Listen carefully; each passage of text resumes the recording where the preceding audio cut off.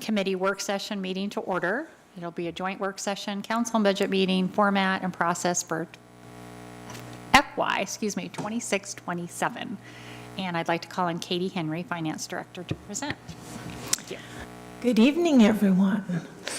First of all, I don't think that you're used to having budget committee meetings at this time of year, but I appreciate you all being willing to come in and meet with us. Part of the reason that we're having this meeting is that we have new software for budget, and so it's a good time for us to look at how we're doing the budget process and what that will look like, so that we set up the new budget software in the way that all of you want to see the budget come to you. So we want to make sure that we're clarifying how you want to have it presented to you. And then also this last budget year, obviously I was in and out with some medical issues, so I wasn't able to be here through the whole process. Want to make sure we're setting it up with me as the finance director in the way that you would like to see it.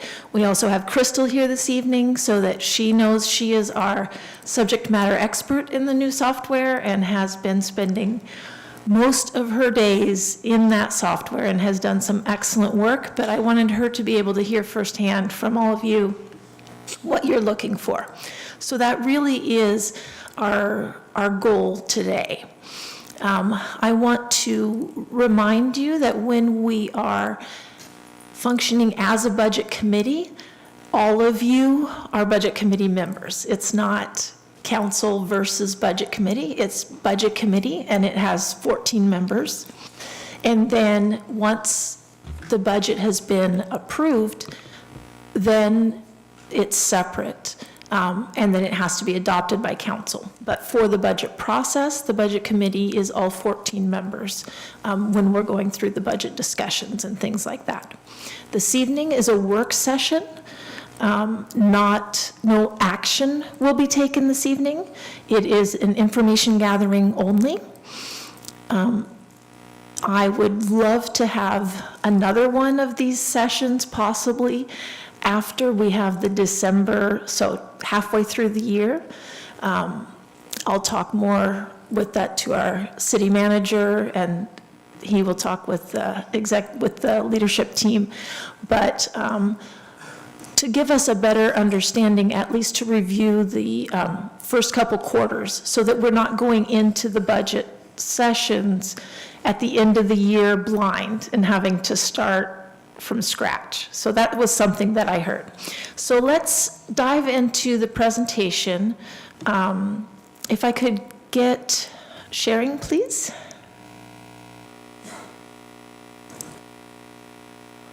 Okay. And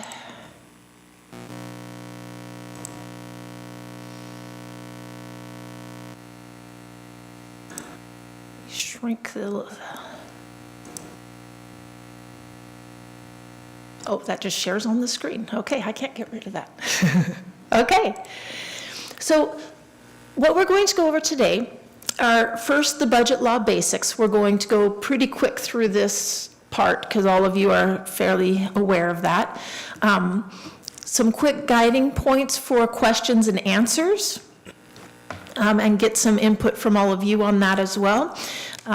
Some budget document formatting, what we want the budget committee meetings to look like and their timing, and then what you want to see from the department heads for the budget presentations. So the goal of this work session is to arrive at a consensus on a few different things.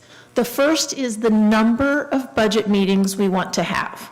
Do we want to have 3? Do we want to have 4? Do we want to have 5? What's our target? The dates, times, and length of these meetings. We're trying to build a budget calendar. Our normal deadline for doing that is November 4th. We're a little bit at a loss right now. We've heard some conflicting things, so we want to get your input so that we can get that calendar nailed down. The structure and appearance of the budget document itself, like I said, we have new software, so we want to make sure that we're doing it the way that you would like to see it. and then the structure of the budget presentations. So that is our goal for this hour, is to answer these 4 questions. So the budget law basics. The rules for Oregon budget law are found in ORS 294. The main goals are to provide a financial plan for the fiscal year for the city, ensure that the public money is spent lawfully and responsibly. The biggest, however, is to allow for public review and input. That is a must at all steps in the budget process. And then to establish limits on spending and taxes. The process itself has very specific steps in it. The first step being to appoint a budget officer. For the city of McMinnville, this, I believe, is in our charter, and the city manager is the budget officer, so that does not have to be done. But typically, that has to be done at the beginning of the year before the proposed budget is put together. A budget officer has to be named. Then the proposed budget is prepared by the budget officer or appointed staff. So typically, here the budget officer appoints the finance department and all the department heads to combine together to prepare that proposed budget. Then we hold the budget committee meetings. And then we approve the budget and the tax rate. We adopt the budget by the governing body and then submit the budget to the county assessor. This slide you have in your packets. We're not going to go over it in detail, but I do want to point out that, again, there is public involvement at every stage. So there is the opportunity for public comment at our budget committee meetings. There is a public hearing, and then we also have public hearing at the budget adoption as well as during the budget committee meetings. So there are some resources, and I want to point out this local budget manual that you have the link in the presentation. And I want to show you real quick what it looks like. It's a fairly long, oh dear, sharing doesn't pick it up when I switch screens. Oh. I have to stop.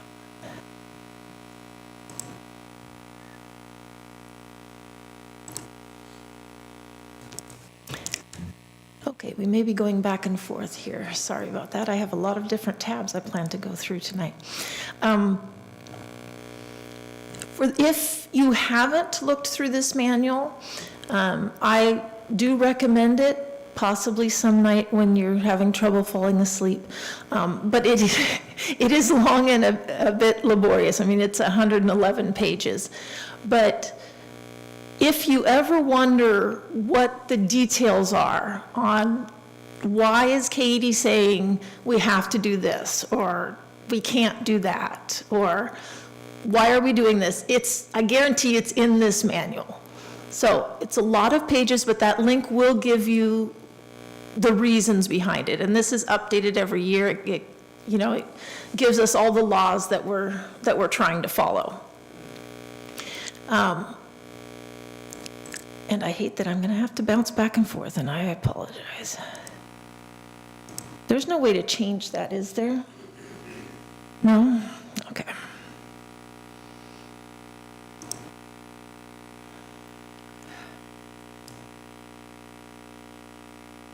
We're not going anywhere, so don't worry about it.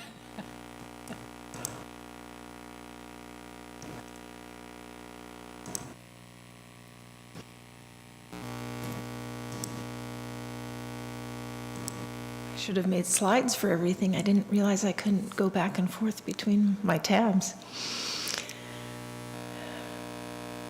So the first thing that I want to discuss with you has to do with question and answer. During the budget process this last year, which was only a few months ago,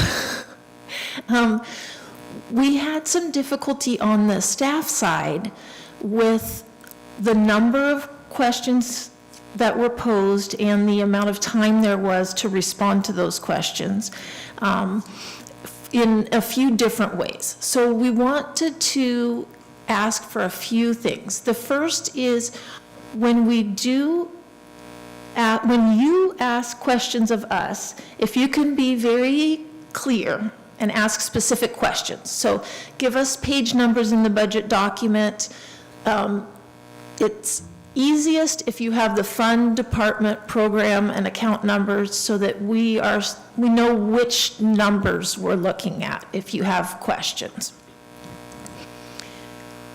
The second is that something that we're going to add this year that we didn't add before, and that is to rank your questions in order of priority. The reason behind this is that we want you to consider, we had some people that had 30 or 40 questions this last year, and if you imagine that 14 of you have that many questions, there's not necessarily a way for us to answer that many questions. But we want to be fair, and we want to address everyone's top priority questions.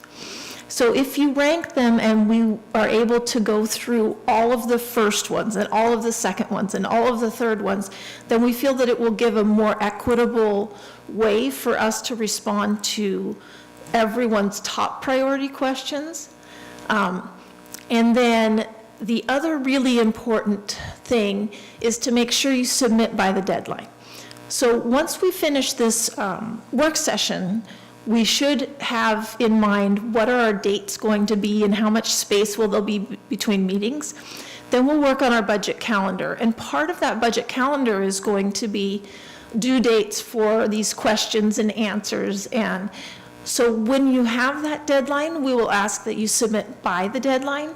This gives our staff time to prepare the responses and to make sure that someone who's submitting after the deadline isn't getting answers in while somebody who submitted way on time doesn't get an answer because they had less questions, or, whatever the reasoning is. We want to make sure that we're being fair and equitable and everybody's getting answered as much as we can.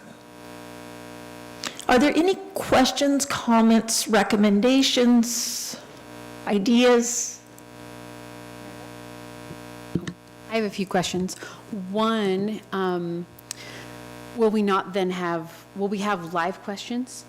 Oh, absolutely. Okay, so we'll still have those. And then also, I think it's later, you talked about maybe spacing out the budget meetings. Will there be a deadline before each budget meeting? Does that? For the questions? Yeah. Yes. Okay, thanks. Anything else? Okay, moving right along. This one may have more comments. This has to do with the level of detail in the budget document itself. What you're seeing on the screen is the level of detail that we have in the budget document currently.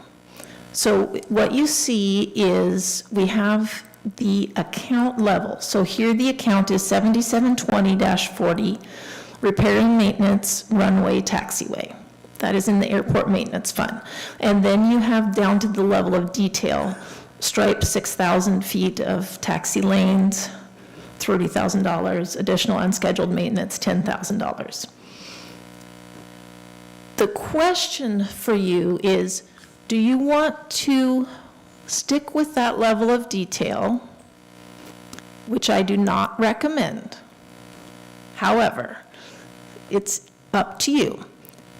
Or do you want to do a roll-up so that we are at a slightly higher level and do it at the classification level, which is personnel, materials and services, capital outlay, debt service and transfers, or somewhere in between, which would be, instead of personnel, like salaries versus overtime versus benefits, or materials and services versus professional services, versus repairs and maintenance, for example.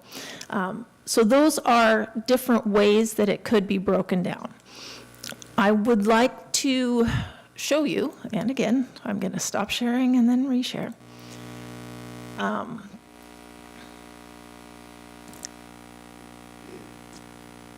What this looks like in a couple of other places.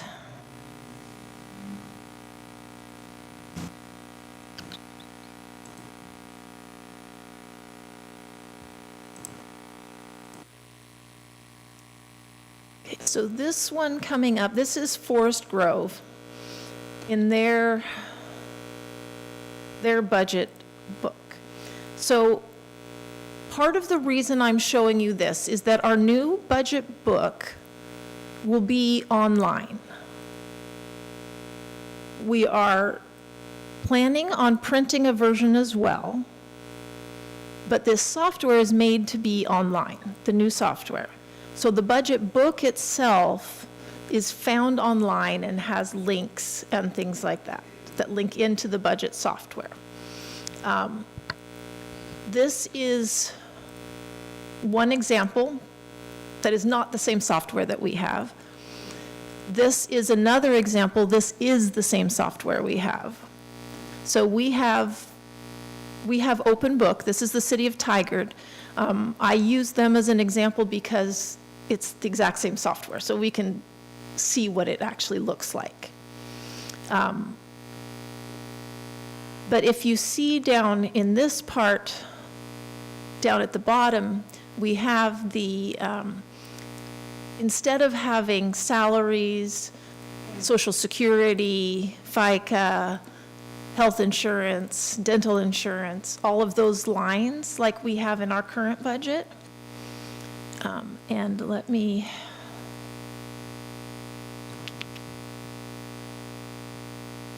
okay, in our current budget, this is salaries and wages. So this is personnel, and this is just for one, like this is the police, the chief's office. We have all of these lines. It's a half a page for personnel services. In this option, it's one line for personnel services. So what I'm asking you is, what are you wanting? Are you wanting the one line personnel services? Are you wanting one line for salaries and wages, one line for all the fringe benefits combined? Or are you looking for something else? I have a question. So on whether it be salaries, whether it be materials, is that line expandable? So if it says one line in the budget, are you able to click on it and then see it break out? Or is it one or the other and that's it? So we have considered doing the budget document like rolled up and having an appendix that has all the lines. Crystal, are we able to click through? I didn't think so. Okay, no, there isn't a click through option in the document itself.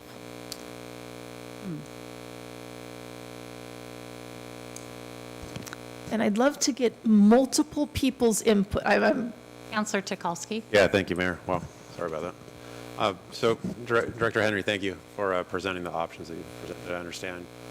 The software gives either what appears to be a high-level overview, which doesn't meet my personal needs or the needs of our citizens that they've clearly stated, which is why we had such a challenging and lengthy budget process last time. But the one that we are working with today and the one that we worked with throughout our last budget cycle, I don't need to know that detectives in the police department have $42 per month to spend on clothing. So I'd like to find something in between, enough that I could actually understand, rather than, if you could go back to your other slide, it said something about, there was another slide, it just said personnel services, or in the other book, it was, I think it was Tigard. I had that one. Yeah. So the personnel services on this one, that also doesn't meet the needs of people that I've spoke with, and nor does it myself. I'd like to know more about that. And when we just lump materials and services together, It doesn't tell me that we're spending appropriately, it just tells me that we're spending. And I trust our directors of all of our groups to spend appropriately, but we need to have some transparency about what we're spending. And starting with a zero-line budget is a lot more work, but that's what I would like to propose. And, may I respond? For example, for materials and services, would it be acceptable, or would one of that in-between things be for us to go at the 4-digit level as opposed to the 4 digits plus the 2 digits?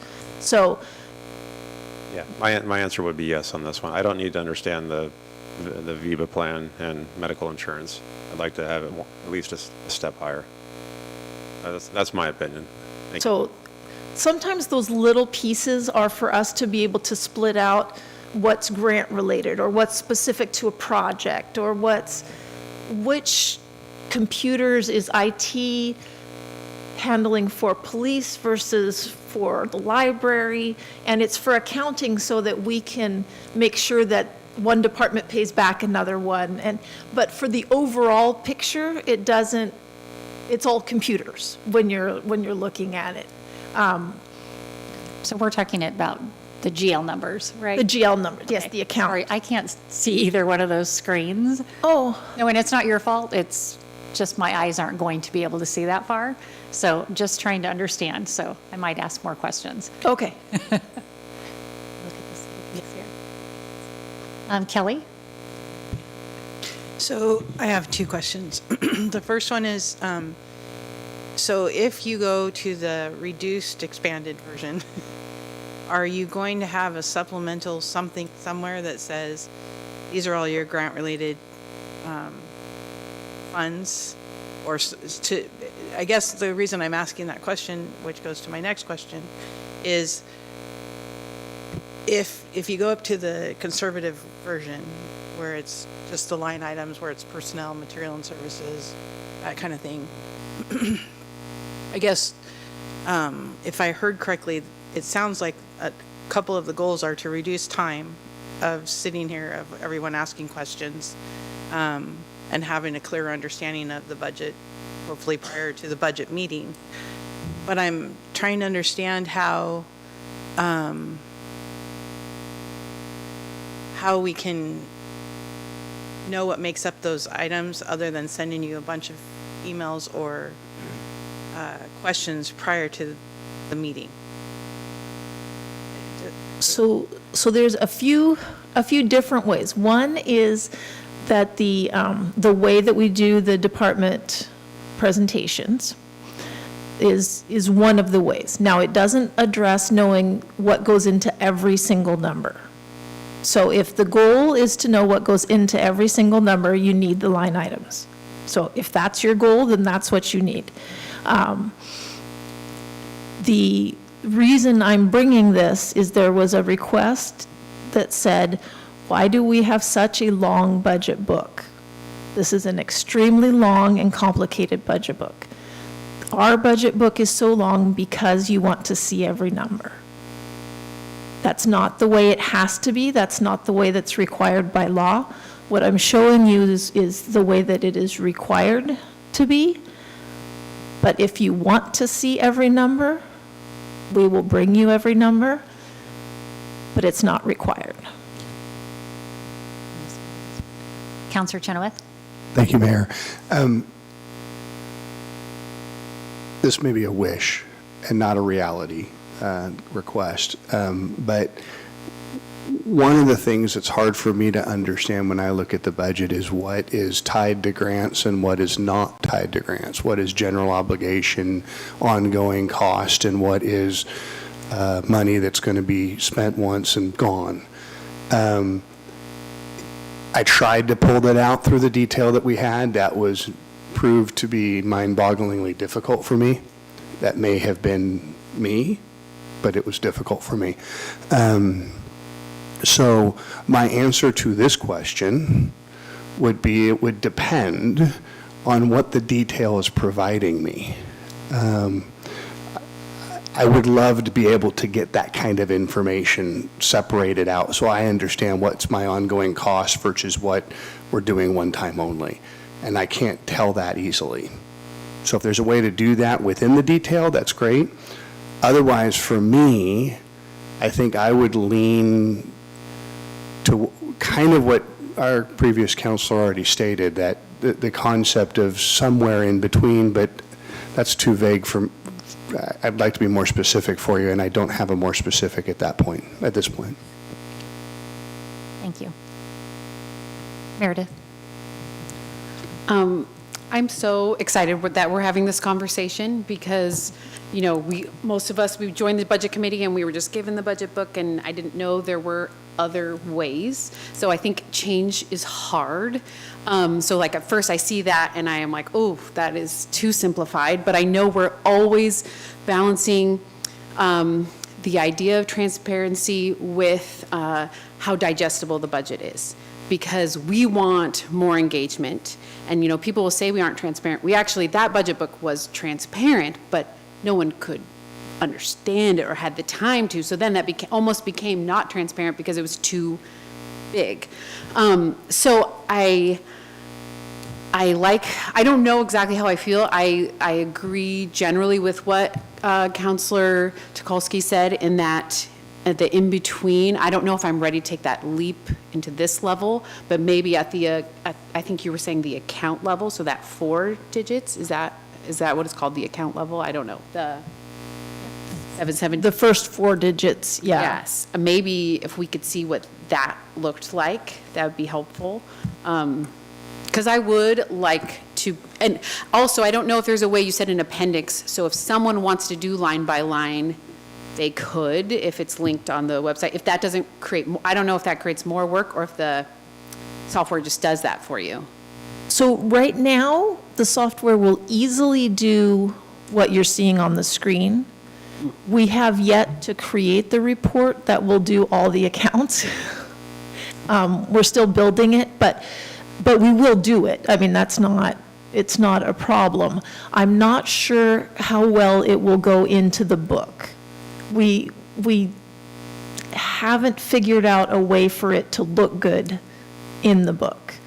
Now, I could see putting it in an appendix, like a PDF that would be attached to the book, as opposed to this online book where you're going into for each of the departments, because the way it's structured here, as you can see, you have all of the sections on the side, and so you can click into any given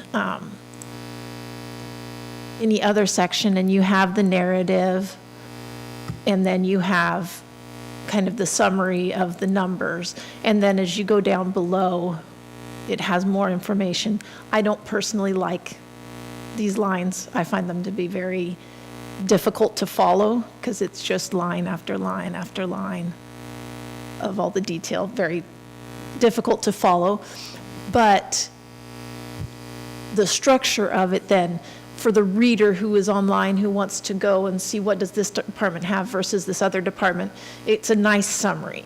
So if we were able to do the summary within the budget document and then have an attachment at the end, or, and I'm thinking on the fly, so Crystal, don't kill me if this is not possible to do, or have a link within there that would say, for detail, go to this page, and then we could have the detail pages like we have them right now, as opposed to all within that main document. I'm going to jump in. I'm a detail person, so I prefer more detail than less. I'm fine with decreasing the general ledger. And if there's some way on the payroll to maybe put fringe benefits, you know, somewhat combine those, I'd be okay with. But I do like to see this, and I'm a paper person as well, so having the link and having to be on the computer would be a little bit more for me to have to do than to have it printed out and have the detail. I think a lot of what was in our last budget was also narratives. And if we take out some of the narrative and have that in a separate document, that could make it thinner than it was. Comments over here? Anybody? Counselor Cunningham? Yeah, I would say I am one that the devil is in the details, and so I would say I would prefer that we have the paper copy, because I agree with you. And I would say I am comfortable with the amount of detail that we have been receiving, because what I find important is for me to be able to look at previous year versus projected. And when I see a major variance, that's what triggers me. And so that's what it's like, okay, is the insurance really going up? Like, what are the drivers of the costs? And I'm also a believer that we are going to continue to see the cost to our city go up year after year. And I think it is important for us to be able to point those out specifically, because when the public does have questions about how we're spending their tax dollars, I want to have that answer. I want to know what it was predominantly that drove up the cost, that's why the budget is as tight as it's ever been. And so I am totally okay with the deeper dive budget. Okay. Counselor Peralta? Thank you, Mayor. I mean, I think the budget document is complicated because the city budget is complicated. And when I look at other cities' budgets, they're, Tigard's 500-plus pages. I'm trying to open Newburgh's right now. I'm pretty sure that's probably in the same scope. And I kind of agree with Councilor Cunningham. I'm not sure that, significantly reducing the information in the document is necessarily going to make it more understandable or facilitate staff time. So, but I'm pretty flexible on all of these things. I can agree with the idea that we go to that 4-number code instead of the 6-number code. I could live with that if that'll help people. So what I'm hearing, and you can all tell me if I'm not hearing correctly, but what I'm hearing is that we want to stay with the detail that we have. If there's a way to roll up the benefits so that we don't have all of these lines of the individual benefits, there wouldn't be anyone against rolling those up into, so that we have benefits, fringe benefits as one line. But the other types of lines, we'd prefer to have lined out. I think it would be difficult to have the level of detail you're wanting and only the 4 digits. So I think we would need to stick with all of the lines in order to get what you're asking for. But I think the benefits we may be able to roll up, and I think that could significantly decrease things because there are a lot of personnel costs. So I may look at seeing how I could write that into a report. Is everyone good with me moving forward with that concept for this question? Can I get some shakes of heads or comments if you need it? Oh, Counselor Payne? Sorry, Jerry. Jerry had comments too. Thank you for bringing us here, Mayor, City Manager, and Katie. I appreciate just having the dialogue. I nerd out on the 6 digits or 7 digits, so I say keep it. It helps me reconcile, especially when we're going back and forth in those, 500 pages. It's open book is the software, right? That's right. Okay, so, and I'm sure that Tiger's probably got a few years under their belt with it, but in terms of getting this to be more citizen friendly, I think the budget in brief that's like 25 pages that Tigard is using from their open book software is great. And then if a citizen chooses to dig deeper, then they can dig deeper. But that 25 pages is really I love that part of their budget. It is very pretty. I love their infographics and stuff. So I say keep the 6 to 7 digit with the account numbers, especially when there's not a way for us to view the budget by account versus, like, I know I've been asking for that, but that's me trying to nerd out.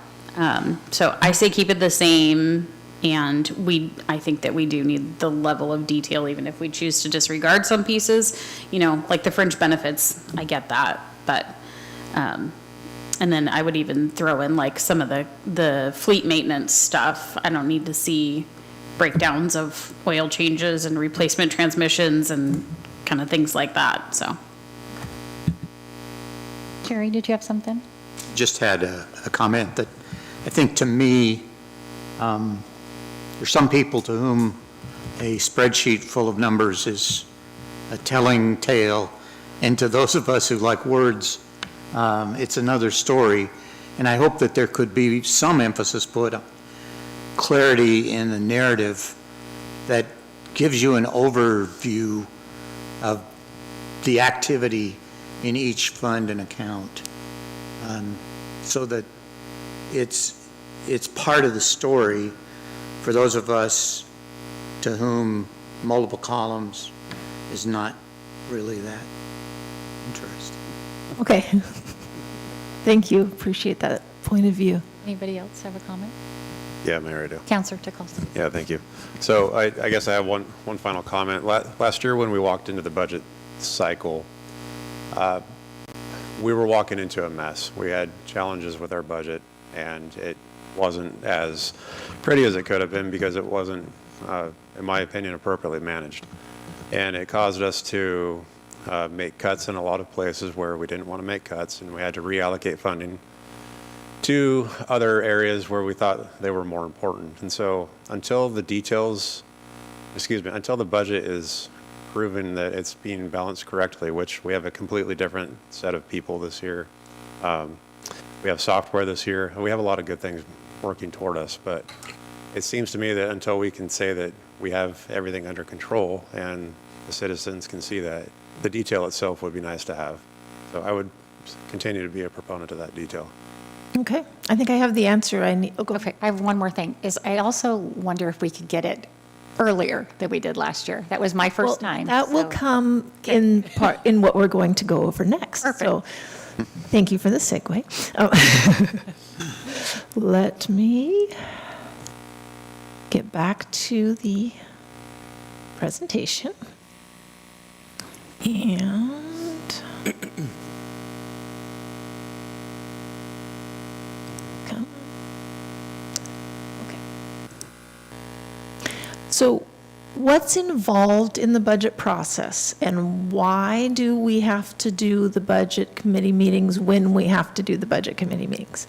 So I wanted to go over with you what it takes what we have to do as staff before we can get you the budget, so that you have a better understanding of what is our time period in which we can get this budget to you and have these budget meetings. So how much leeway do we have to work with? You'll notice on here that we start the process on October 1st. So we are already in budget season. I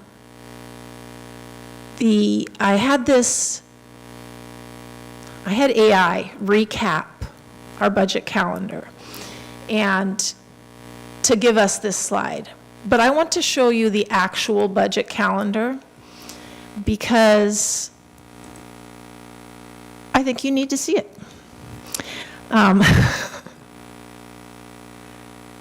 So, with all of my sharing difficulties and my trouble seeing with these tiny little things. Okay. So, what you'll have on your screen, I'm not asking you to understand the details, but you'll see that the budget calendar, and this is from last year, but it starts on 10/1. If we get to a highlighted line, That is something that someone in this group besides council or budget committee does. So as you're looking at the number of tasks in putting together a budget, we've made it to the 1st of February now. Each of these is something that is an assignment. It involves meetings, it involves documents, it involves permutations of numbers, and some of these things are very laborious. There we go. We get to the first budget committee meeting. The reason I wanted to show you this is to explain why we can't go very much earlier than we are. There are so many steps. The first budget meeting is on line 330. So there really aren't very many steps that we can get rid of. There is, whoops, wrong thing, sorry.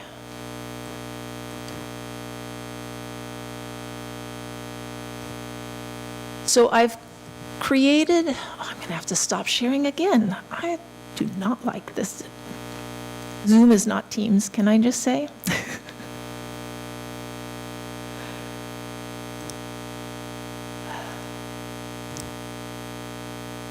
Come on.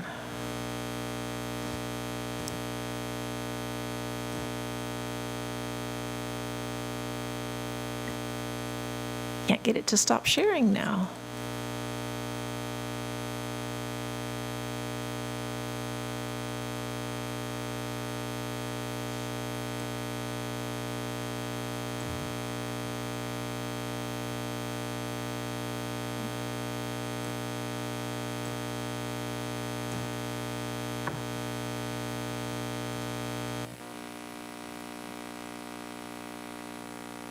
Sorry for the technical difficulties here.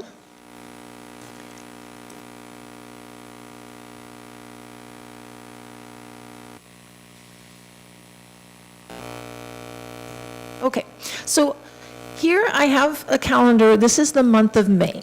So last year we did our first meeting May 15th. So we have looked at all of these steps in the budget process and where can we squeeze and what can we do to get this earlier. We can't get earlier than May 4th. That's the earliest we can get. And we can't go later than May 22nd because we have to be able to incorporate any changes before we go to the budget hearing for the adopted budget. And there are requirements for how many days advance notice it has to be published and things like that. So there are laws about when things have to be published and all of that. So the earliest we can go is May 4th, and we could possibly have the budget to you on the Thursday or Friday before that. That's about the best that we can do.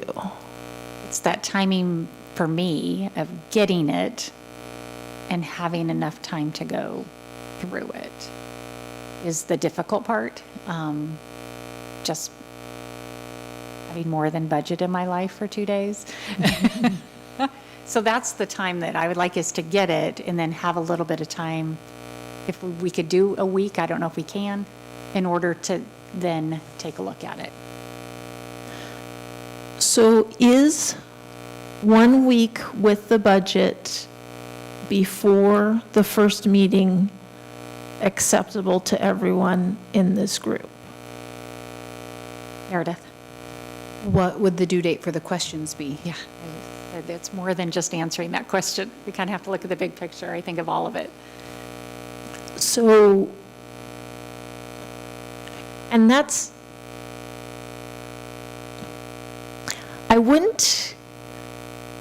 Okay, we I'm work just going to be backwards? Katie. I'm just going to be Katie here and answer the question. And the people who know me as Katie are laughing here, as you'll see. There shouldn't be many questions at the first meeting because you need to hear what your directors and the experts who are doing the day-to-day have to say before you have your questions. And if you come with open ears and you tell us what you need to hear, we should come prepared to tell you what you need to know. And so that's why the law is that you get the budget at the first budget meeting. We are allowed to give it to you before, but the law requires that you have it that it's presented to you at the first budget meeting.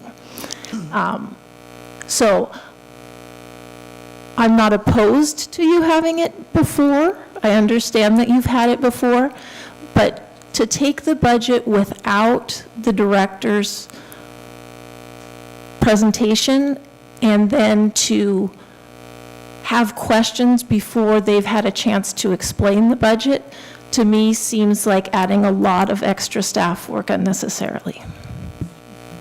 Mayor, may I? Yes. Sorry.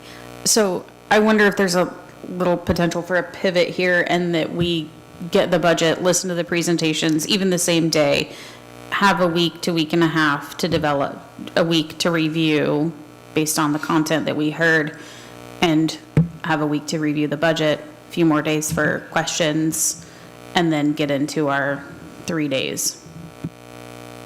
Counselor Chenoweth? I'd pivot it slightly differently than that. What I hear you saying is there's concern that we would have preconceived notions as to why the budget looks the way it looks before we have an opportunity to hear, and that you don't want us asking questions until we have an opportunity to hear. I don't see necessarily why that couldn't be accomplished by still providing it to us early, giving us a day where we do not ask questions, we listen to you. We've had the chance to look it all over, get our questions kind of lined up, and we're listening to what you're saying and marking off those questions so that we don't waste your time or our time, but that also gives us the opportunity to do our prep work ahead of time. I absolutely agree. I love that option. I think everybody needs time to prep. It's just the questions before hearing things that we may be able to answer in that first meeting.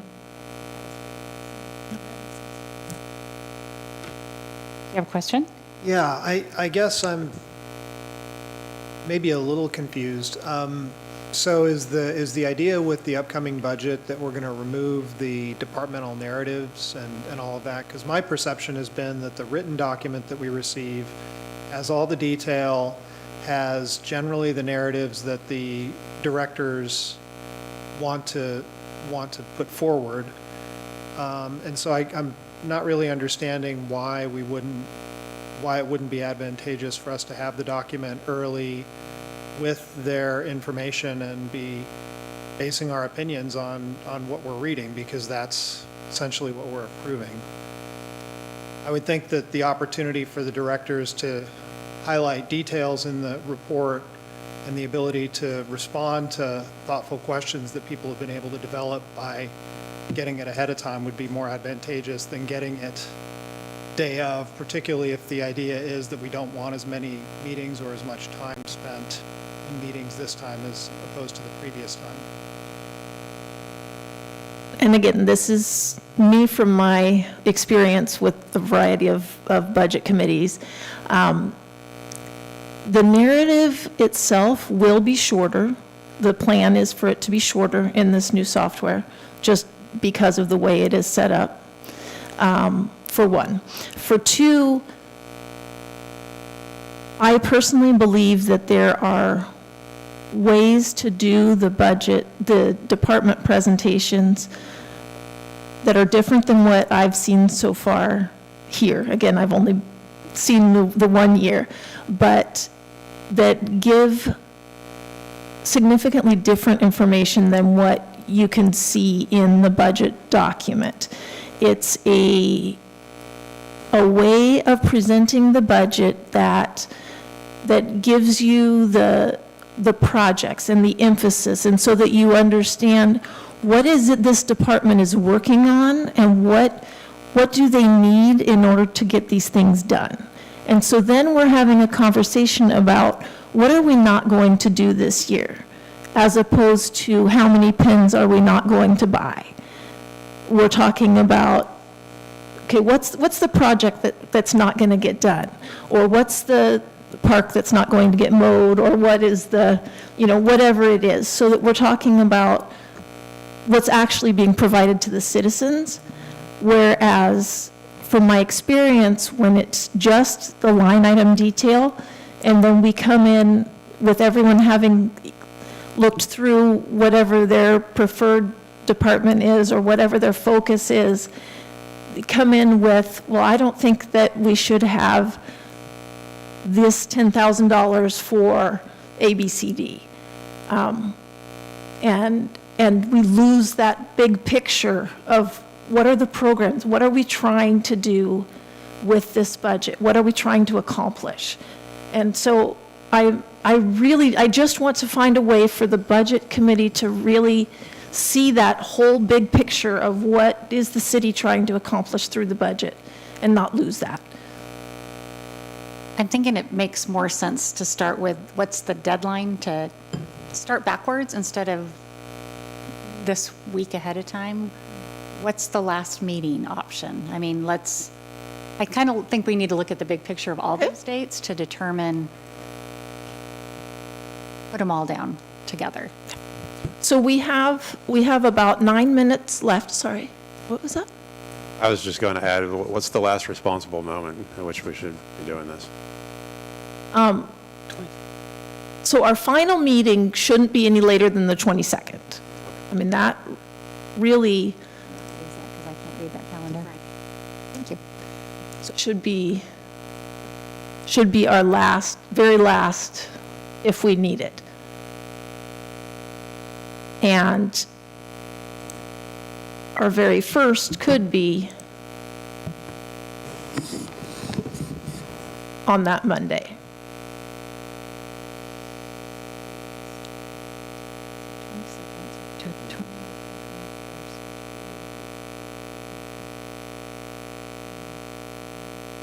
So Crystal, realistically, we said the 1st of May to have the budget. There was no leeway earlier than that, correct?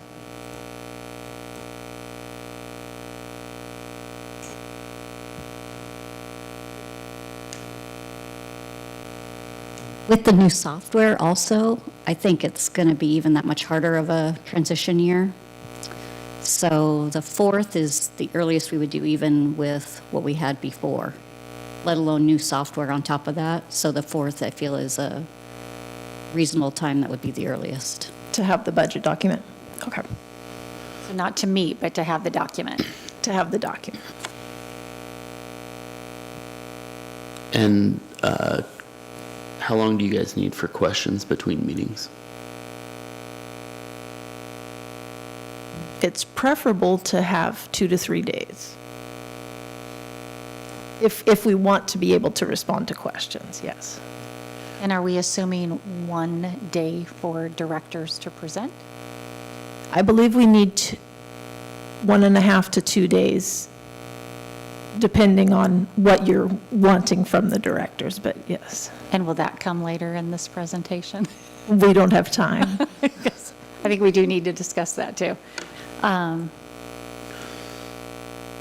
So looking at the calendar, if you guys want some spacing between your meetings and you still want to go with 4 meetings, I would recommend, and you don't want to meet on Fridays, I would recommend starting your meetings on Monday the 11th, meeting again on the 14th, meeting on, well, you're already going to have council meetings on the 12th and the 26th as well, so maybe you want to have that meeting on the 12th instead of the 11th, but basically go those 2 weeks for your 4 meetings. Say those again, Adam. The 11th or 12th would be the first meeting, and then meet on I'd probably do the 12th and the 14th for the presentations, and then the 18th and the 21st for your third and fourth meeting. That'll give staff time to respond to questions. And are we But still the having budget work? committee gets the budget no later than the 4th. Ideally, they would get it the 1st, so they'd have the weekend to read it. And are we still having a work session on the 20th? I would think you could probably forego that.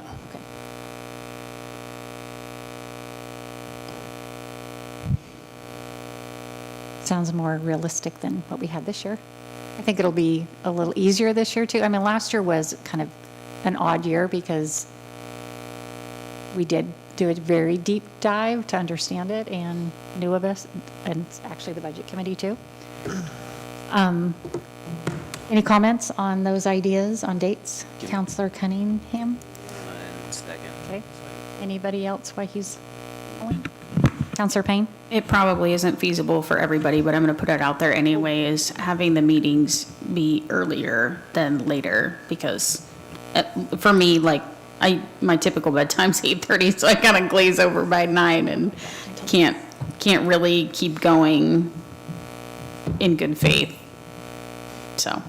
Earlier meaning? Like, not going till 10 or 11 o'clock at night. So I don't care if they start at 3 or 4, or they start at 8 and end by noon.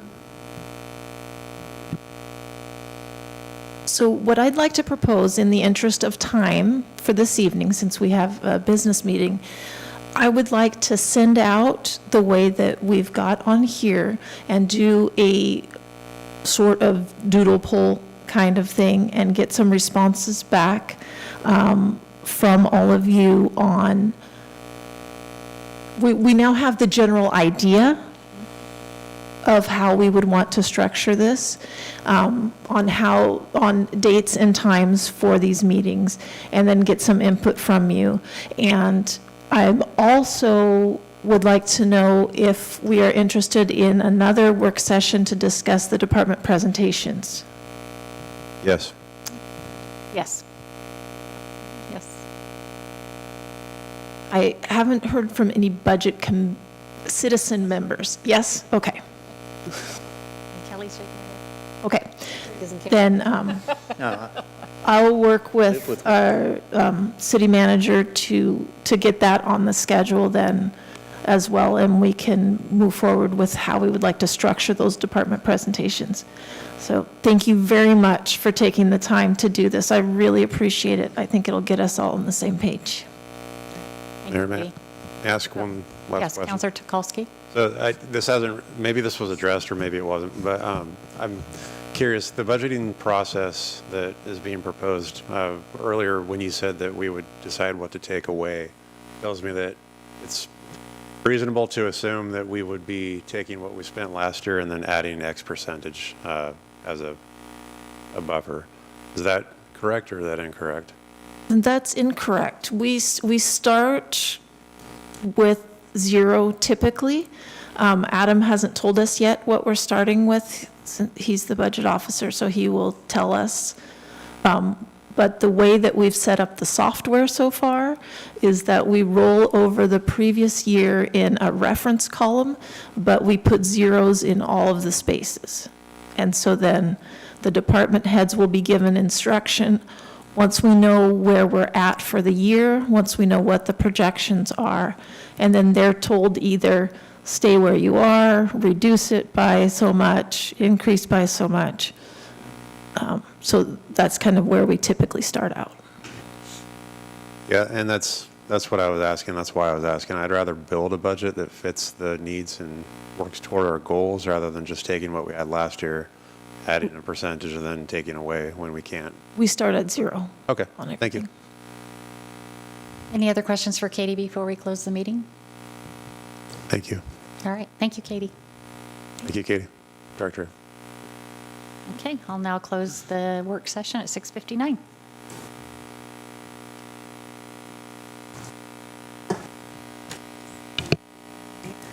We give it just a couple minutes for counselors to take a break.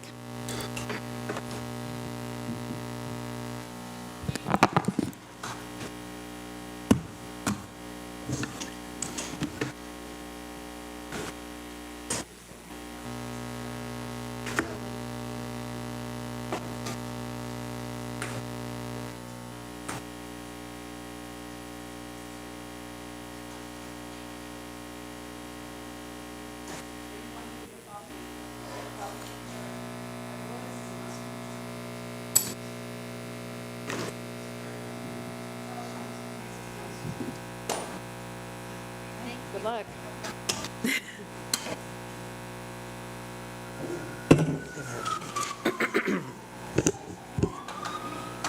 Yeah. I think this one might.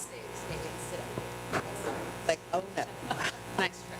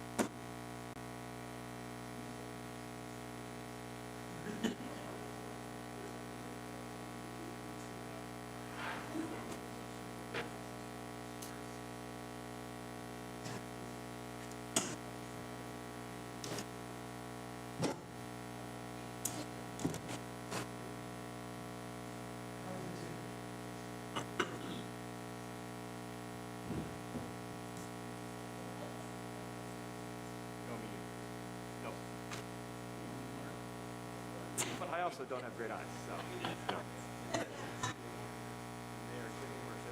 Recording in progress.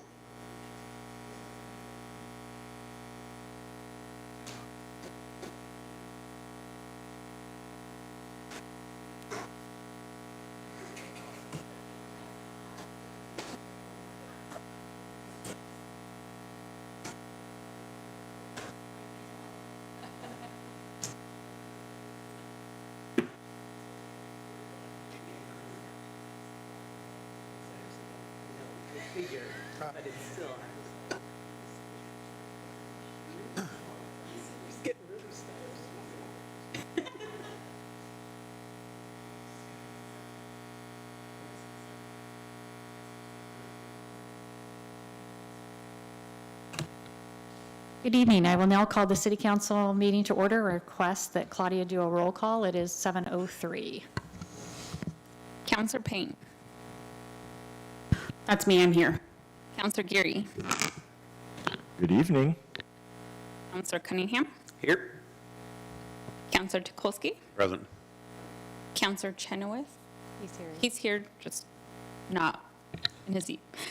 Council President Peralta. Here. Mayor Morris. Here. Now, if you're able to stand, please join me in the pledge.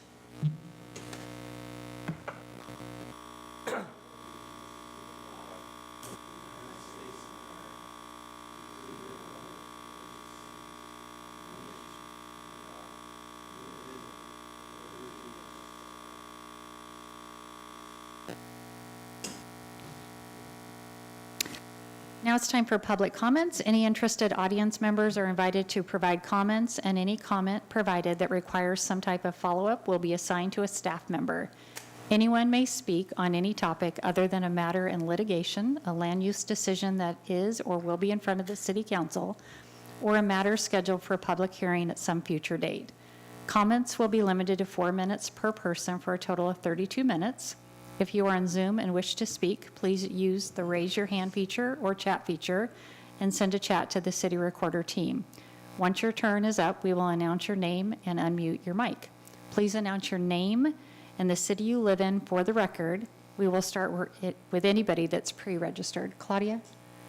Yes, and before we start with public comment, I do want to state for the record that we received 2 public comment emails that I emailed to the council on Thursday, the 23rd. We are going to start with Amanda Pawanka. Thank you.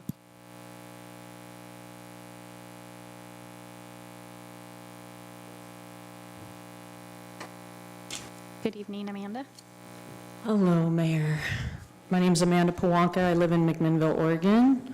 And I just wanted to say thank you for all the hard work Zach did on the, your running stance on the bond. And thank you so much for Jessica Campbell for interviewing you. That was a great interview. And I just wanted to publicly say I'm super for this bond. It's a lot of money, but it's a huge, massive investment in this community that desperately needs it.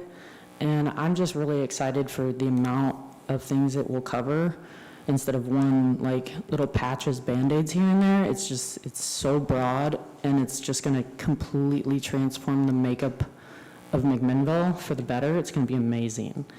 And that's it. Thank you. Thanks.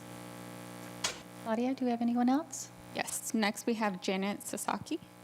Okay. Good evening.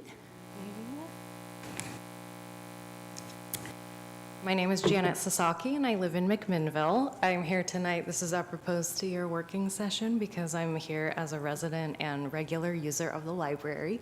So I just want to make council aware of what services are provided and really express my support for library funding. I have felt the impact of the reduced hours that were implemented this year, especially with the closures on Sundays. And this change has actually limited my ability to check out hard copy books, browse the shelves, see what is available on the Library of Things. And it has increased my lending, or my borrowing for the digital collection. So, but it also, the staff has been reduced, as you know, and with the self-checkout stations, while it does make it easier to reallocate staff hours, it does make the experience a lot more impersonal, and that is really unfortunate because the staff does so much unhidden work on behalf of the community, not just for the library services. And as a former board member and past president of the Library Foundation, I do know that both the foundation and the Friends of the Library supplement programs, the collection enhancements, and other services, projects, and programs that fall outside of the regular operating budget. And while these are really welcome and well-used dollars, our library should not have to rely on fundraising gifts to maintain their core services. So I find going to the library a really enjoyable activity, and I do urge the council, as you're looking at the budget, to prioritize funding, because it would be a huge loss to not be able to support the programs and have the library be well-staffed. And I hope that our city will continue to invest in a resource that provides a lot of enrichment of all kinds for McMinnville residents, regardless of their age, their background, and their income levels. So thank you for your consideration. Thank you. That's everyone that signed up. All right. Is there anyone else that wanted to speak that didn't sign up? Okay. Thank you. We're going to move on to information items, so reports from counselors on committees and board assignments, and then we're going to go to department heads as well. I am going to start with, I'm going to start this way because I think I started with Dan last time. Counselor Cunningham. Yeah, no problem. So Historic Landmarks Committee did not meet this month. We are looking at changing the date since it falls on Thanksgiving for next month. So I believe that'll be on the 20th, so it'll be a week ahead of time, in which we are taking up the ordinance that allows for demolition and how that affects homes. So the Affordable Housing Committee, we had lots of positive updates, some grants that we did receive, and then the bulk of the meeting was to go over the severe rent burden designation that we received. This is the second year in a row that we've received this designation, and that's a designation in communities with populations of over 10,000 where greater than 25% of the renter households pay more than 50% of the monthly income and rent. So, and that legislation was created to increase awareness of rent burden causes and potential solutions. It also is there to collect housing-related information to better understand the effectiveness of solutions and assist cities in housing planning and efforts. Because of this designation, we will need to hold a public meeting in which the community discusses rent burden causes and potential solutions. We'll have to do some reports about that meeting. I believe that meeting is scheduled for December 10th, and the really exciting part of that is that we have been offered the community space at Stratus Village to hold that meeting. So this may be for lots of people the first opportunity to see Stratus Village and what they have to offer there, and they actually have like an area in which the kids can be there as well. And so we're looking forward to that, and hopefully really, it's an informational session to gather information. So obviously Stratus Village is, I think, one of our extreme success stories, although it sounds like we need about 3 more of them. But in any case, looking forward to going and checking that out. And then I'm sure I get to steal everybody's thunder by saying that we had a excellent community service day in which I acquired a really awesome couch that was really nicely decorated by the railroad track. But it was just an absolute pleasure to see so many community members come together and really kind of fan out across the community. You kind of saw people running down different streets. So, and I had lots of positive interaction with the community who thanked many of us, I think, that day for coming up and doing that. So thank you. That was a great day. Thanks for being there. Councilor Peralta? Thank you, Mayor. Councilor Cunningham, on your report, did you say severely rent burden is 25% of renters pay half of their income on rent? Correct. Okay. I haven't had any additional meetings since the last council meeting, but I would like to echo Councilor Cunningham's comment. Thanks to everyone who participated in the city cleanup. I think we probably had 75 or 80 people there. I met with Homeward Bound Pets Director Casey Shook. She let me know that they're not planning to be taking cats until early this spring due to the construction, so that is indication that they were pushed back a few months due to construction. However, I was told that they're currently scheduling free spaying and neutering for feral cats. Normally, that's a $56 cost that they have, but which is also a subsidized rate, but they're currently, for McMinnville residents, able to do that at no cost. She did also let me know that when they reopen, they're going to be offering services for rabbits and other types of animals like that, so it won't be just dogs and cats there. And she asked when they get a little closer if we might invite them to come do a brief presentation on their services. On November 8th, that's 2 Saturdays from now, there's going to be a planting by the Soil and Water Conservation District at Lower City Park from 9 a.m. to 3 p.m. I plan to go there for the first part, and then I will be attending the Veterans Parade at 10 o'clock. So that's my report. Thank you. Is that a catch and release program for feral cats? Is that what I got from that? Yeah, essentially, we have a pretty big feral cat population in the city, so there are volunteers who will go out and help trap feral cats in the city, and then Homeward Bound will spay them, and then they get released back to the neighborhoods where they got picked up. Okay, we'll move on. So my list for community engagement in the last couple of weeks, I attended with multiple other city officials and representatives, the McMinnville Economic Development Annual Meeting. It was a nice event at Lenfeld. Community Service Day that Councilor Cunningham already spoke about. I want to thank Visit McMinnville.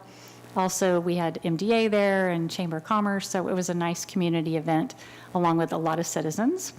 I have joined a new group that came together. It's called the Yamhill County Suicide Coalition.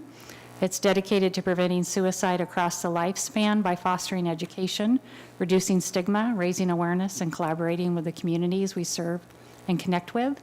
We've had 2 meetings, and we'll have monthly meetings to work on prevention. and working on saving a lot of people of all ages. I was able to attend the memorial service for Bob Emmerich, who owned Western Oregon Waste and real estate here in McMinnville, and was a good member of our community, Chamber of Commerce, Rotary, and donated a lot back to the community. So that was a very nice service to attend. Also visited the Confederated Tribes of Ground Round with the Yamhill County Economic Alliance Group. We're a group that comes together to try to promote the economy within Yamhill County, whether it be that something may not fit in McMinnville, but it might work in Newburgh. We're willing to work together to try to keep it in the county. Down at the Confederated Tribes, we were able to hear the history, their planning department, their real estate investments, how they support their tribal members. They're an amazing group of people with a vision for diversification for the long-term needs of their people. And then I attended a monthly mayor's meeting hosted by the Newburgh mayor. A few of us have had interim city managers recently, and so we talked about, yeah. It was all good. And then also what came up is that Dundee has 2 new hotels on the horizon. November 5th will be the city-county dinner, so hopefully counselors have signed up for that and will be ready to attend that. And November 8th is the Veterans Parade. I know a lot of us also are planning to attend that as a group, and I appreciate you attending that. And I participate in interviews for a new planning commissioner in Ward 1, and I believe that candidate that we chose will be announced in, I think, the next session, I think, our next council meeting. Is that right? There's Heather. Couldn't see throughout them. Councilor Peralta? Thank you, Mayor. After I gave my presentation, I received a text from Patty Herzog from NEDP, and she asked if I'd call out that the Sprout Summit and the McMinnville Economic Development Partnership received an award for excellence in economic development from the Oregon Economic Development Association for outstanding collaborative partnership. For those who didn't attend this Sprout Summit, it was very well attended. It had a ton of, Councilor Cunningham was there. We had probably 200 people, business leaders from around the state coming in to talk about sustainability and renewable energy. So it's nice to see that recognition from OEDA. Great, thank you. Councilor Geary? Yeah, MURAC, we'll have a meeting next week, so I haven't met. Visit McMinnville, we did meet. A couple things to go over. Linfield Family Harvest Celebration happened and brought people in. Hiram and I actually went and had a good time. Linfield Latin Heritage Celebration was on the 18th and was well attended. The McMinnville Day of Service also was on the 18th and well attended. Some other updates, the recent investment portfolio that they've put the reserves into is off to a great start. They gave us an update on progress, update and a progress report on their goals and how they're going, one of which is sort of build out the winter events and build and develop new events, so event generation. Mary McMinnville, not wedding bells, ho, ho, ho, Mary.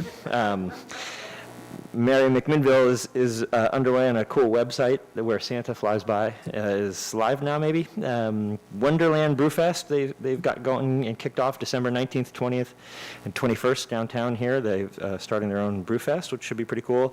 AAPI Food and Wine Fest is moving to McMinnville, so that'll be located here, and a wine event, which I'm told is cool. The Rhone Rangers will be coming into McMinnville, more in the June time, not this winter. But from Data Steve, kind of wrapping up August's numbers, room night demand in McMinnville hotels fell 8.7% compared to last year. Average daily rate continued to trend below the 2024 August levels, dropping 1.2% to $176. And the short-term rentals also deflated and declined for a second month in a row with 3.2% fewer listing nights booked. A couple other things, I also attended the MEDP annual event. That was great. And then Hiram and I also were able to participate in the, along with many of the room, in the service day. And a couple of our highlights were the 7 Polar Pop Cups. We got a cachet of 47 yellow golf balls in a bag, in a mystery bag that we were brave enough to open up. And of course, the couch. As far as communicating information on the bond, We've hosted 2 town halls, spoken again to multiple service clubs and delivered information, and then we're able to participate in that. What I was told was a podcast, but it's on video, and you're just talking on video. So I think that was more of a video than a podcast, but we participated nonetheless. So. Thank you for that clarification. Counselor Payne. Thank you, Mayor. Landscape Review Committee will meet on Wednesday, November 5th to get into the code amendment, into the code amendment, and LIPSIC doesn't meet again until January. Counselor Chenoweth. Yeah, I got the pleasure of having one-on-one with Chief of the Fire Department, or Fire District rather, and finally getting a tour of their new digs out there out by the airport. If you haven't heard the story of how they acquired it, that is quite the story, quite amazing, and quite a testament to some goodwill in our community. Today I met with, I was at the ACT and multimodal meeting for the ACT committees, where we met with the OTC chair and vice chair and the head of ODOT. Kind of went over what the game plan is going forward. As you all know, this last several months was featuring a fight going on at the legislature over passage of funding, and what that funding looks like should it make its way all the way through to actually being in our coffers at the end of this process. Concern, of course, that there's going to be potential referendum on the ballot on this particular issue. We discussed one of the things that's changing with ODOT is they spent a couple years trying to figure out how to do things better. The acts, for those who don't know, were created to provide local input into the process of deciding what projects would get done throughout the state of Oregon. And the Mid-Willamette Act, of which I represent you folks for, covers 3 counties, Marion, Polk, and Yamhill. For the last several years, we haven't had much of a voice.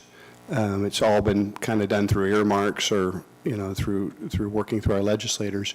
Instead, they decided they needed to give power back to the acts in some way, and what they did is created something called the SIP, which is a 10-year horizon model for projects that need to be done that will be predominantly fed by the acts. And so they laid out how that all is going to work. And allowed us to get kind of a good running start. We're going to be spending the next 3 to 6 months putting together that first iteration of the SIP, spelled CIP. That's my report. Counselor Tukalski. Yeah, thank you, Mayor. Mary McMinnville is up. That looks nice. So thank you for that. I'm not sure if we've already said this. I did attend the MEDP awards presentation. I did attend one of the town halls for the CPR pack as well for the bond. I also attended the City Service Day, where I personally picked up 2 bags of garbage, and my lovely find of the day was a velvet seasonal gourd in the gutter, also known as like a velvet green pumpkin. Yeah, I was excited. Yeah. And I will be attending the Veterans Day Parade as well. So my commissions and committees have not met. Thank you. Katie, do you have a report tonight? Just very short, we're still focused on software mainly. We have about 2 weeks left for our setup of the budget software, focusing on finalizing the personnel, and then we'll be moving into training all of the department heads. We're just testing out some training documents, and then we'll be moving on to that. And in court, you should be receiving the contract for the software at the November 12th, if we get it back from legal. And that's a hint, Tyler. Wink, wink, nudge, nudge.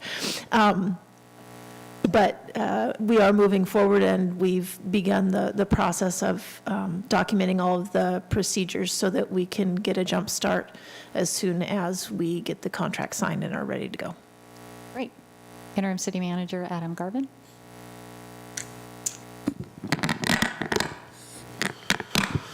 First, I'll start off with a communications update. As you guys probably saw in your email, there's an October 16th newsletter and quarterly update. So if you haven't had time to read through that, there's a lot of useful information in there for what's happening around the organization. Noelle's, for the third year in a row, spent some time with the third grade classroom at Newbie, engaging them around the basics of civics at a level they could understand. And so that's exciting that we still have that partnership going on with Newbie and getting youth involved about what happens around the city. And we recently added the capability for somebody to register with iHeart Mac through their Google or their Facebook, their Meta account. So before you had to create an iHeart Mac account, which we had about 712 unique accounts on there. Since the first of the year, though, we've had over 8,000 McMinnville residents engage on a variety of projects and things that have been on that platform. Anything like the Southwest Area Plan that's open through the end of the week, that gets toggled off so you don't have to have an account to engage with it, but we can still tell that if it's been engaged. The iHeart Mac account or registering with one of those other two platforms gives the ability for information to be pushed to you instead of having to go to the website to find it. So some better functionality there. As far as city manager stuff goes, continues to be busy meeting with community partners, and by our next council meeting I'll have an update on some of your goals and landing on some resolutions there, so happy to share those with you. They're just not quite ready for prime time yet. Thank you. Appreciate that. Filling in as our city attorney, Tyler Millett. Do you have anything that you have to share? Well, I just want to say, good job, Councilor Chenoweth. You kept your microphone off until you moved it 3 separate times during the work session. So good on you. Just like last time, Adam and Claudia keeping me busy. Sounds like David will be back soon. So I just want to publicly shout out Adam, Claudia, and all the other directors, department heads that I had to work with. It was felt from my end anyway, a smooth transition in, and will be a good, smooth handing off back when David gets here. Thank you, Mayor. Thank you for filling in. We do appreciate it. Jenny Berg, Library and Park and Rec. Hi, good evening. I know you always enjoy when I bring some library things, but I have a little more information to go along with this. So part of the library core services, we offer a well-rounded collection of materials that engage the community, and we are good stewards of public resources by maintaining that collection. And so I think I've brought this to you before, but I haven't really gone over. This is a blood pressure cuff and a pulse meter. Oh, I was going to start my own timer so that I know that I'm not talking too much. Anyway, just so we get this, and it should be, and that then the staff can check that it's complete. And I just wanted to give, and I'm going to talk really quickly here. I just wanted to give an overview of how this Library of Things collection came to be and how we keep track of it. So Wendy and I, for years, had been considering a Library of Things. It wasn't a new idea for us, but where should we put it? We didn't have a lot of space in our library, and then finally we were able to find some dollars. We've got a YCCO grant for $150,000. Wendy managed that grant. She rearranged the upstairs teen and computer area so that we could fit this collection here. She hired a temporary part-time person to help assist with this huge lift. She worked with the library shelving company to install new shelves, researched other library successes and failures, investigated packaging, surveyed patrons, staff, and the community about what they'd like to see in this collection, researched the best products to purchase, and then tracked those purchases and acquisitions in New World. And then Erin did most of the work to get the items ready for borrowing, figuring out how to package each item so that it could travel and come back with all of its parts and pieces, labeled every part and piece for tracking, created records for the library catalog so that these items could be found. And then staff worked together to discuss how the items will be shelved, considered which items need to be in locked cabinets, processed to getting the locked items to circulation desk for patrons, and processing of the holds management when patrons ordered items from the library. And then once the item was packaged and ready for checkout, Karen checks it into the library system. Volunteer, well trained by Rita, puts the item on the shelf so it goes into the right place. Someone asked Diane for a blood pressure monitor and asked for training on how to find these items. Diane then checks the computer catalog, finds it on the shelf, patron brings it to the checkout desk. Terry greets them and checks out the item. A third of patrons, there's an issue that requires staff assistance, claims that an item has been returned, charges for damaged or lost materials, has paid for an item and then found it and wants a refund. Then the patron borrows and uses the item. When the item is returned, does it need to be cleaned and maintained? Staff or volunteers take checks to make sure that the item has all its parts included. If there's a part missing, the volunteer or staff person gives it to another staff person. Rita fills out a missing parts form and makes a note in the patron record so that all staff can communicate about the missing part if the patron asks about it. Katie sends a postcard to the patron informing them of the missing part. If no response, then Katie follows up with a phone call. Patrons then billed for the item. Katie manages this all in the library software. If there's no response after 3 months, Katie works with Aaron to see if the replacement cart can be purchased. Aaron needs to either contact the maker of the game or the item and try to purchase the missing part. Patron will get charged a processing fee, and then Katie tracks all of these items. If the missing part is found, then Terry will go into the count and change the note, and then Karen finally checks in that item. I know that was long, but the reason that I wanted to go and talk to you about this is because there have been conversations about, I don't know if everybody's aware of the details that go into things like this. I usually come here and just talk to you about the fun stuff. And I just wanted you to know the different staff that are involved in making sure that these collections are available to our community. Thanks. Thanks for your time. Director Heather Richards. Thank you. Many counselors have talked about some of the items I was going to talk about in my role as a board member of the MDA and MEDP. But I also wanted to share today at the MEDP board meeting, we said goodbye to Teresa Smith, who is retiring and moving to Central Oregon. She's been a critical member of our economic development community for many, many years here and has had a huge impact on this community and has been a great resource on the MEDP board. So thrilled for her that she's retiring and able to move and play with her horses, so to speak, but a big loss for McMinnville. So I just wanted to share that with you. The other thing I wanted to share with you is we got a notice from the Yamhill County Assessor's Office who is pulling some reports, and not all these shares are good shares. You heard about our rent burden community in terms of our renters and spending 50% of their household income on housing. The other not so good share is that our permitting levels in Yamhill County, it's gone down considerably. Across Yamhill County, they've gone down 50% since last year, year over year, so they're looking at it year over year. In terms of how we are participating in that, in McMinnville, our permitting levels have gone down 33%, and in Newburgh, permitting levels have gone down 19%. The Yamhill County Assessor's Office attributes that to two things. One, both what's happening in the economy and the market over the past year, but also the lack of buildable land supply to build upon. So I've asked them for a year-over-year permitting level for the last 5 to 10 years so I can understand what the trend looks like over those years. I didn't know they could pull those reports. That's great that they can. We haven't gotten that yet, but that was not surprising news to any of us, but the numbers are more concrete getting that report from the assessor's office. So we appreciate that partnership with them. Thank you, Heather. Chief Wood?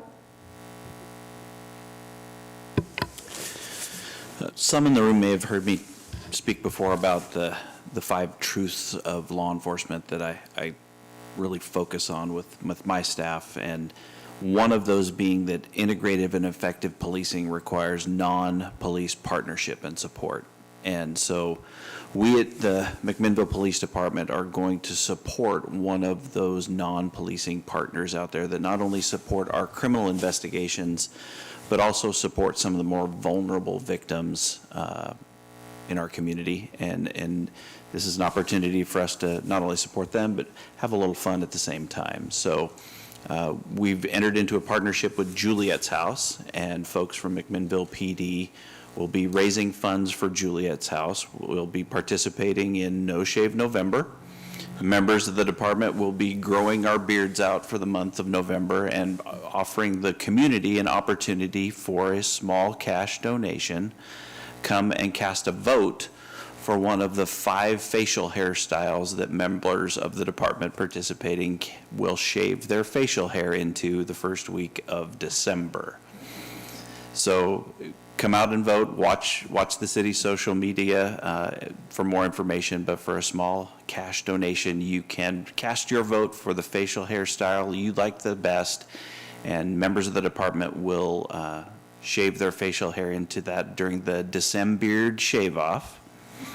It will take place in the lobby of MacPD, and all of the funds raised of that will be donated in support of Juliet's House. That's awesome. Thank you. James Lofton, Engineering. Good evening. We are very busy, even though Geoff is out. I'll give you the cliff notes. For airport, John is working on getting the RFP out here in the next month or so, because we need to start working on getting the airport FBO contract renewed. That'll happen with next fiscal year. So that is starting soon. Wastewater, we are finishing up the last week of summer permit, which is great.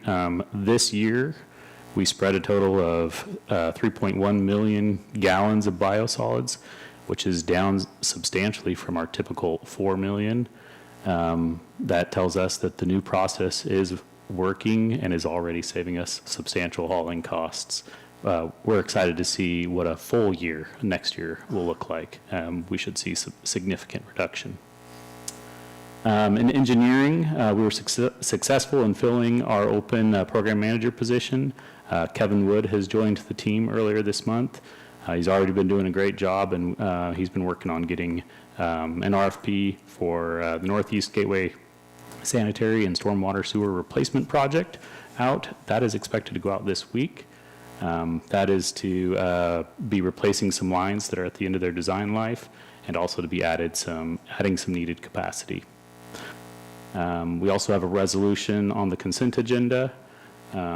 That is 202561. If approved, that would authorize city manager to execute a contract for the manhole rehabilitation services. That's essentially a contract for us to hire a contractor to go around and fix some leaky and failing manholes. So happy to answer any questions about that if you should have some. And then parks, fall soccer is ending, and now we're transitioning over to leaf removal. Streets, leaf program is underway. They'll be busy the majority through December on leaf pickup. Please take time to say thank you to those guys. They work so hard out there to get all that cleaned up. Sign retro reflective survey is completed. Facilities, OSP carpet and painting lease projects are wrapping up. And with the elevator project, they're reviewing equipment submittals right now. So, any questions for me? I don't think so right now.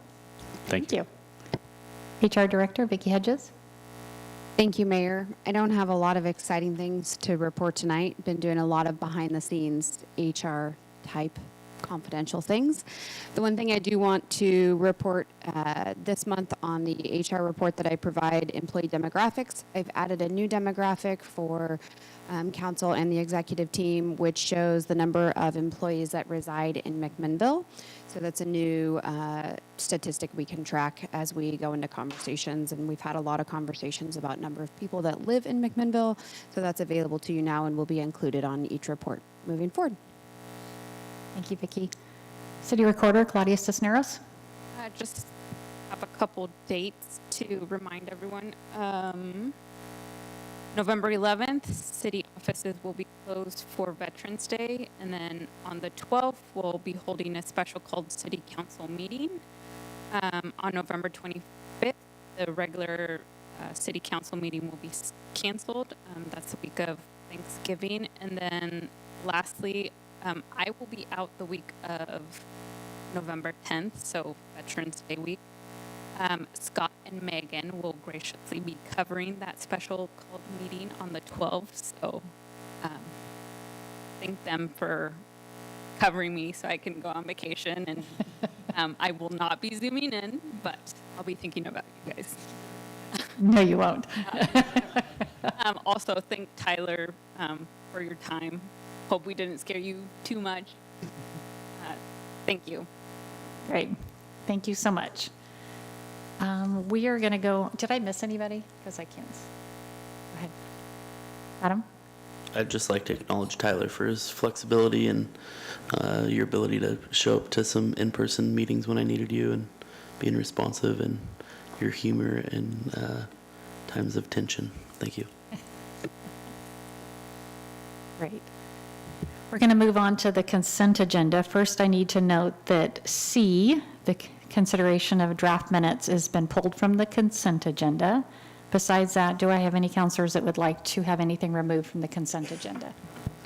Sorry, Mayor. That we did not go over May, June, July, August cash. Oh, they're in your packet. I'm sorry. Did you Oh, have? that's it? Oh, there Yeah. was no. I'm okay, sorry. I got should have it. said No, that. but- Perfect. Okay. If there are any questions, though. Thank you, Counselor Cunningham. To answer your question, Mayor, I would like more information about Resolution 2025-59. Okay, so we're going to pull A from the consent agenda. Is there anything else to be pulled from the consent agenda? Okay, so do I have a motion to accept the consent agenda minus A and minus C? So moved. Second. So I have a motion from Counselor Gary. I have a second from Counselor Payne. Do I have any further discussion? Claudia? Counselor Payne? Aye. Counselor Geary? Aye. Counselor Cunningham? Aye. Counselor Tukolsky? Aye. Counselor Chenoweth? Aye. Council President Peralta? Yes. The consent agenda passes unanimously. Okay, now we're going to go back to item A, which is consider resolution number 2025-59, a resolution awarding the contract for the Linear Parks Irrigation Renovation Project. Counselor Payne, I'm going to let you start. Thank you. I just was not clear on, so there's a $12,000 difference and, well, I guess almost 13,000. And, sorry, I'm just trying to scroll through here. There was something that said sort of vaguely that the higher quote is the better quote. And so I'm not, I think it was structured to prioritize the base quote element. And I'm just not clear on why we would choose the more expensive one. So I feel like I'm missing. Yeah, so the lesser of the base quote is what was chosen. And James, do you want to explain that? Oh, Renshaw. You're going to do it. Dave Everybody hear me Renshaw. okay? Yes. Ma'am, thank you for your question. Essentially, what we had to do is we had to split the bid into two pieces. Because the systems are, A, they're fairly old, and B, they've been mothballed for a number of years, we didn't know all the issues. And so to identify all the issues, we broke it into two pieces. The base bid is to replace all the fundamental pieces of it, the valves, the controllers, fix all the broken wire, find all the broken pipe, get the system back to a point where it could be tested. So we allocated about $75,000 of our project total to do that. But I had to make certain that that work got done. So the way I set it up was to do a two-level deal, or phase one, phase B. And I made the basis of award phase one, the base bid, so because that's what we had to do.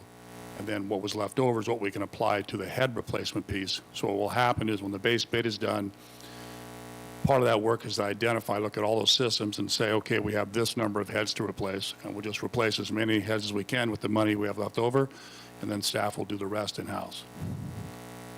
Does that help? Yes, thank you. Counselor Tukolsky. Yeah, thank you, Mayor. The question I had is on page 50 of the packet. And if you go to that, it has quote results, and then it looks like we put out for 6 request for proposals, and we only received 2 returns on that. Could you explain why we would only get 2 out of 6? Well, I can't speak for the contractors specifically. We got two of the 6. One, actually, let's see, I have to go back and think about this.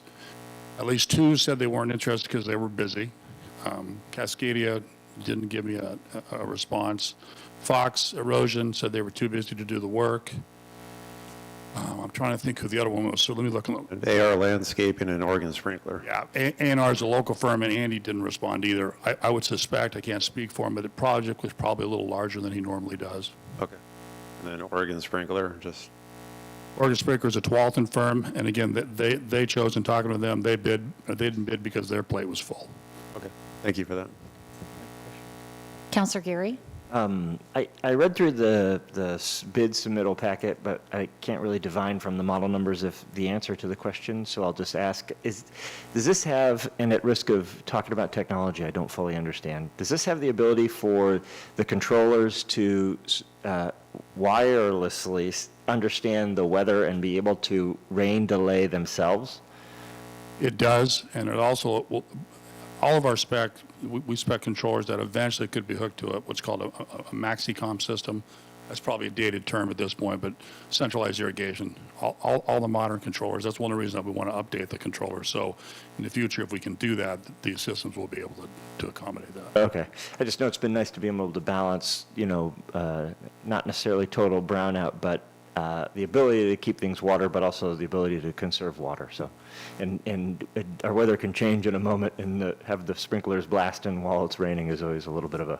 Right. Most modern controllers have that sensitive. Okay, super. Thank you. Any additional questions? Okay, do I have a motion to accept resolution number 2025-59, a resolution awarding the contract for the Linear Park Irrigation Renovation Project? So moved. Second. I have a motion from Counselor Geary, a second from Counselor Cunningham. Any further questions? Claudia? Counselor Payne? Aye. Counselor Geary? Aye. Counselor Cunningham? Aye. Counselor Tukolsky? Aye. Counselor Chenoweth? Aye. Council President Peralta? Yes. Resolution 2025-59 passes unanimously by a vote of 7-0. Thank you. And before we move on, Dave Renshaw, I just want to say thank you to the Parks Department for watering the grasses and making them green this year and mowing them, and the greenways are beautiful to walk on. Thank you. All right, we're going to move on to consider resolution 2025-60, a resolution to support a technical assistant grant application to the Oregon Department of Land Conservation and Development for the purpose of supporting economic development and housing production. I'd like to call on Heather Richards, our Community Development Director, there she is, to present. Yes, thank you. I thought I'd sit here so I could see you. So this is a resolution to support a grant application that went to Oregon's DLCD Technical Assistance Program. We submitted the grant before we came to you because the turnaround was very tight to get the grant in, so we figured we'd get it in before the deadline. Part of the application does require city support, and Mayor Morris has elected to bring that to council every time for the city support letters, and so we're bringing this resolution to you. We can submit it after the application has been submitted. If the city council chooses not to support it with a resolution, we can just contact DLCD and let them know that we're withdrawing our application. So the application is for $35,000. It's to hire a consultant to help the Community Development Center develop flow charts and checklists and development review processes for all the development processes that we have there. So how to bring in development from A to Z within the city of McMinnville, and doing the flow charts and checklists for both internal staff as well as our external customers. In 2019, when we were putting together the MacTown 2032 Economic Development Strategic Plan, this was actually identified then as an action item I'm going to read this specifically because I don't remember it, to maintain and enhance McMinnville's positive business climate with an action to sustain a streamlined permitting and approvals process. We often hear from our customers that they don't they're confused about the steps they need to take, how to enter the process, when to enter the process, when should they be visiting with planning, engineering, building. And then also the processes have become more complicated with recent state legislation in the last 5 to 10 years. So even within our teams, we are also struggling with where the teams overlap and engage with each other. We did an assessment of the Community Development Center this spring. A consultant from that assessment recommended this same project to us, that we should do a project to identify our development processes and then communicate them in materials with flow charts and checklists for both internal and external stakeholders.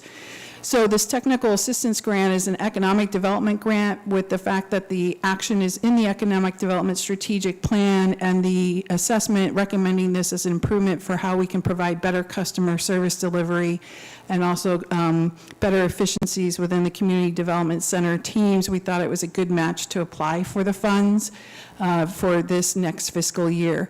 We would bring the vendor in, and that vendor would work with staff on what those development review processes are, and then develop the communication materials with bringing Noel into that process as well. The intention behind it is, by bringing a third-party person in, sometimes when we're in the processes, we can get into the weeds and not recognize that what we're talking about in our lingo, it doesn't necessarily communicate very well to the lay person who's using our processes. So the hope is, by bringing a vendor in, they'll be able to, one, understand our process, but then two, also be able to communicate it appropriately to our external customers as well. I wanted to also affirm with you that this is not something that's going to impact our stable table partners. They have asked us many times in the past several years to do this type of project because their membership is struggling in terms of getting through our processes. And it is something that's identified in the strategic plan, but I do know that there's been transition of staff at those partners as well. And so we'll be visiting with them, but this will be work that we'll be doing in-house with city staff and the vendor. So I guess I have a question. So it says that it's going to include goals with participation from the stable table, but it's not? The grant application itself, I think the grant, well, let me. Well, it says include specific goals for participation by priority populations in advisory committees, and then you listed the advisory committees. Oh, in terms of who we're gonna bring it to? Yeah, so in the grant application, I expect that when we finish putting together the product, we'll be sharing it with the stable table, and the MEVLC has also identified this in the past as one of their priority projects. At the time we looked at our permitting processes, identified that the time frame to get through the processes weren't necessarily onerous compared to other cities, but also concluded that our communication materials were deficient in terms of what we have and how we communicate to our external customers. But at that time, we didn't have the resources to do this type of work, and this grant has become an opportunity for us to do so. So I suspect we would also bring it back to the MEVLC at some point in time and share what we've accomplished with them. So you're just going to share it with them, not include them? I just want to clarify what their role is. However the MEVLC wants to participate is how we'll bring it to them. My thoughts would be they would be more interested in seeing the final product in terms of micro participating in developing the project. But we can bring it to them and say, this is a project we're bringing online. How do you want to participate in it? Okay, my just question is, I saw those listed in there and just wanted to make sure that if we're going to list somebody in a grant application, that they were notified prior to being listed. Okay. Just as a communication, a partnership, that's all. Thank you for answering, Heather. Any other questions? Councilor Gary? What's the deadline for the grant that you need from us to move forward? The deadline to submit the grant was October 10th. They said that they will make a decision within 30 days, and so I'm assuming I need to get something in from City Council within 30 days of October 10th. Was that your question? Yeah, was wondering, I know we were talking about, we have a lot of things on hold until we have the planning department work session. I was just wondering if we had time to hold on this until then. So, sounds like we do not. Counselor Chenoweth. I just wanted to express my appreciation that this got brought before us. I think going forward, this is a better model. I think it's more transparent for our community to know what's going on. And of course, if we're putting our names on something, it's good for us to be able to hear about it before we put our names on it. So thank you for doing that. Any other comments, questions before we? No? So do I have a recommendation to consider resolution number 2025-60? A resolution to support it, I have to move this so I can actually read it. A resolution to support a technical assistant grant application to the Oregon Department of Land Conservation Development for the purpose of supporting economic development and housing production. So moved. So I have a motion from Counselor Payne. Second. A second from Counselor Tukalski. Any other discussion? Kalatia? Counselor Payne, Aye. Counselor Geary, Aye. Counselor Cunningham, Aye. Counselor Tukolski, Aye. Counselor Chenoweth, Aye. Council President Peralta. Yes. Resolution number 2025-60 passes unanimously by a vote of 7-0. Awesome. Thank you, Heather. Are we 7? Or are we 6? I think we're 6. 6-0. Oh, I didn't even get the number. She was getting both of my personalities. Okay, I will now adjourn the city council meeting at 7:56 PM. Thank you. We could have had a